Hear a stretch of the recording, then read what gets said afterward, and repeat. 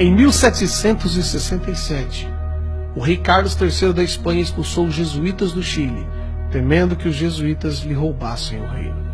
E dentre os jesuítas expulsos estava um padre de origem judaica, o padre Manuel Lacunza, o qual foi para a Itália em 1768 e publicou na Espanha, em 1811, o livro A Vinda do Messias em Glória e Majestade. Anos mais tarde, em 1827, o ministro presbiteriano, o escocês Edward Irving, traduziu e publicou as ideias de Lacunza na língua inglesa. Após essa publicação, em 1830, Irving foi expulso do presbitério em Londres, tendo sido acusado de heresia e criando assim uma nova igreja, a Igreja Católica Apostólica Carismática. Irving tinha como membro de sua igreja Margaret MacDonald, uma jovem neófita de apenas 15 anos de idade, a qual, depois de tanto ouvir os discursos de Lacunza e de Irving, teve diversos sonhos, nos quais se diziam que Jesus voltaria em 2 vezes, depois haveria um milênio e não haveria tribulação para o povo de Deus, como os cristãos atuais diziam.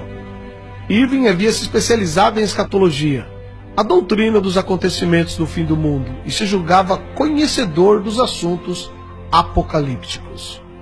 Irving então juntou tudo isso e divulgou esses ensinos no jornal O Relógio Matutino. Nessa mesma época apareceu William Miller, fundador das doutrinas adventistas, o qual previu que o retorno de Jesus se daria entre 1843 a 1844. Quando percebeu que Cristo não veio, Miller tratou rapidamente de mudar as suas ideias e as suas datas, e inúmeros seguidores o abandonaram. Porém, um grupo permaneceu e fundaram assim a Igreja Adventista do Sétimo Dia.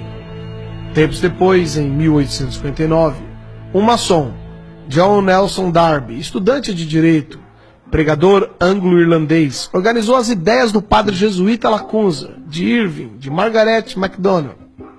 Darby ensinou que a igreja seria arrebatada antes da grande tribulação, que para ele duraria 7 anos. E Darby também reinterpretou a Bíblia, criando as doutrinas dispensacionalistas.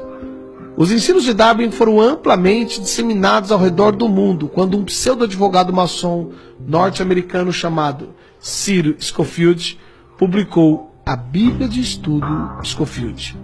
Segundo relatos da época, Scofield foi um advogado maçom, acusado de corrupção e que se entregou à bebida e, como consequência, separou-se de sua esposa e de seus filhos, abandonando-os.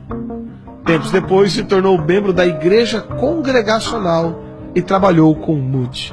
Scofield divulgou amplamente o sistema teológico, desde Lacunza até Darby, o qual afirmava que o retorno de Jesus Cristo ocorreria antes da grande tribulação, e, portanto, os cristãos não deveriam preocupar-se tanto assim.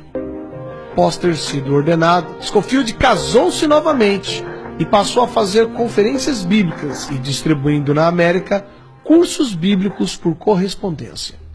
Scofield imitou Charles Taze Russell, o fundador da seita Testemunhas de Jeová, o qual afirmava que Jesus voltaria de modo invisível em 1874, seguido por um outro retorno em 1914. Em 1909, Scofield publicou a primeira edição da Bíblia que leva o seu nome. Ele foi patrocinado por banqueiros que tiveram interesse de que essa nova doutrina fosse divulgada. Entre eles estava Henry Drummond, um rico banqueiro inglês e envolvido com ocultismo e práticas de hipnose.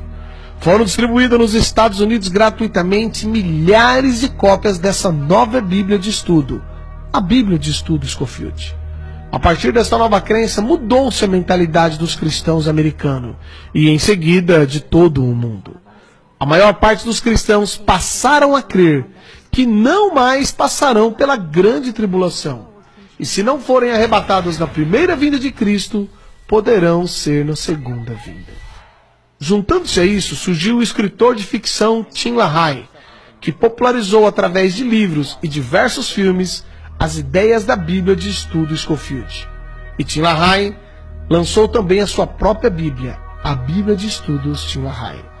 Os filmes de Tim LaHaye são ficção, como ele mesmo diz, e mostram as ideias de Lacunza, de Irving, de Miller, de Darby, de Scofield, os quais afirmam que a vinda de Jesus, isto é, o arrebatamento, não será visível, mas será um rapto, uma espécie de sequestro, em que os cristãos que não forem arrebatados poderão ir na segunda vinda ou nos 1000 anos que seguirão.